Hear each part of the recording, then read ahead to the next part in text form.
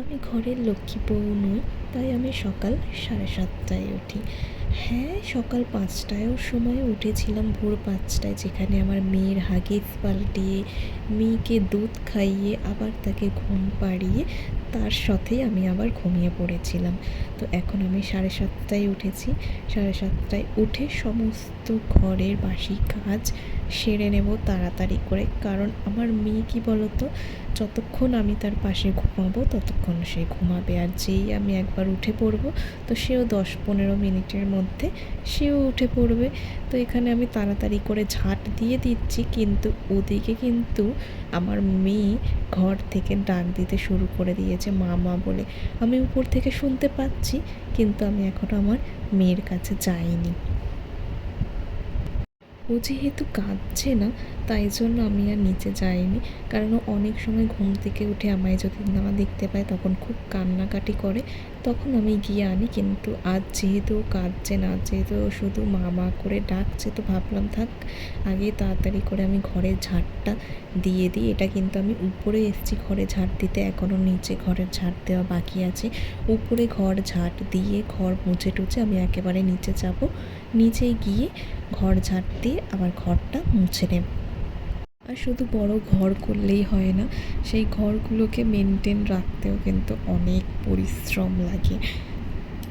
অনেকে হয়তো বলবে যে বাচ্চা আছে তো তুমি তো তাড়াতাড়ি ঘুম থেকে উঠে ঘরের সমস্ত বাসি কাজ সেরে নিতে পারো। তো তাদেরকে বলি, একদিন না একদিন তো আমায় ভোরবেলায় উঠতেই হবে, কারণ আমার মেয়েকে যদি আমি স্কুলে ভর্তি করিয়ে দিই তো তার জন্য তো আমায় 4:30-5টার দিক করে উঠে যেতে হবে।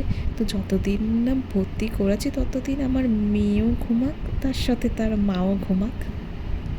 একটা কথা মনে রাখবে, কাজ করতে পারলে ভালো বউ, আর কাজ না করতে পারলে যেটা হয় বললাম না ভিডিওতে, আর এখানে দেখতে পাচ্ছ আমি ঘরটা তাড়াতাড়ি করে মুছে নিচ্ছি। আর এদিকে কিন্তু আমার মেয়েও কিন্তু উপরে চলে এসছে, নিচে আমার শাশুড়ি ছিল, সেই গিয়ে দরজাটা খুলে দিয়ে আমার মেয়েকে নিয়ে এসছে। আর আমার মেয়ে এখানে দেখতে পাচ্ছ জামা প্যান্ট নিয়ে এসছে, ওকে এখন জামা প্যান্ট পরিয়ে দিতে হবে।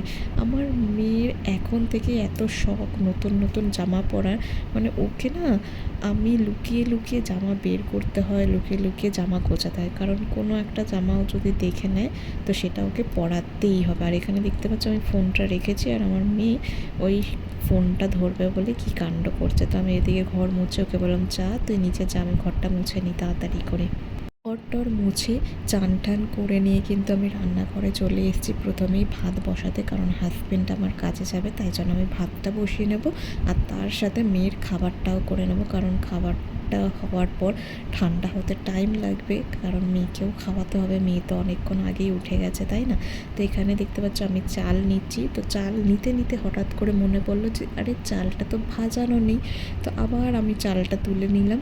তারপর 1 কোটো বস্তার চাল আর 1 কোটো আমাদের যে রেশনের চাল, আমরা এরকম ভাজিয়ে খাই, তো এই ভাজিয়ে নিয়ে তারপর ভালো করে চালটা ধুয়ে আমি দিয়ে দিই।